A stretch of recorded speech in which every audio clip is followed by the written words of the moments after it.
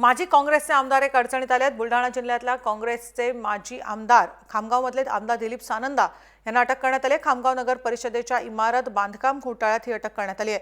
काल रात्री पोलिसांनी दिलीप सानंदा यांना अटक केली। इमारत बांधकाम प्रकरणात घोटाळा झाल्याचा आरोप करण्यात आला होता। या प्रकरणी खामगाव पोलिसात गुन्हा दाखल झाला होता। त्यानंतर पोलिसांनी रविवारी रात्री त्यांना अटक केली आहे। सानंदा यांच्या सानंदा निकेतन या बंगल्यातून रात्री 9:15च्या सुमारास अटक करण्यात आली। त्यानंतर सानंदांच्या समर्थकांनी खामगाव पोलीस ठाण्याबाहेर गर्दी केली होती। शेवटी जमाव पांगवण्यासाठी पोलिसांना सानंदा समर्थकांवर सौम्य लाठीचार्ज करावा लागला आणि अटकेनंतर खामगाव शहरात आता तणावपूर्ण शांतता आहे।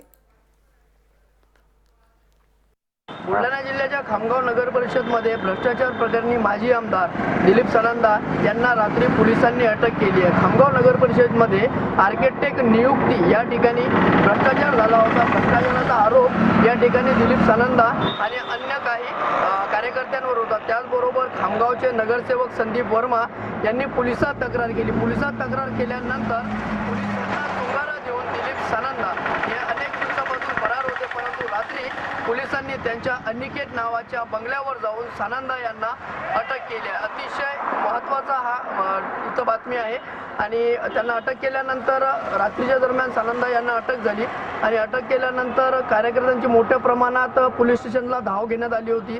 त्यांना पांगवण्यासाठी पोलिसांनी देखील रात्रीच्या दरम्यान सौम्य लाठीचार्ज केला। सध्या तरी परिस्थिती तणावपूर्ण वातावरणात आहे, परंतु दुपारच्या वेळेस सानंदा यांना न्यायालयात हजर करताना पुन्हा एक वेळेस वाद निर्माण होऊ शकतात असे चिन्ह या ठिकाणी सध्या तरी निर्माण झाले आहे। राहुल खंडारे, जय महाराष्ट्र, बुलढाणा, खामगाव।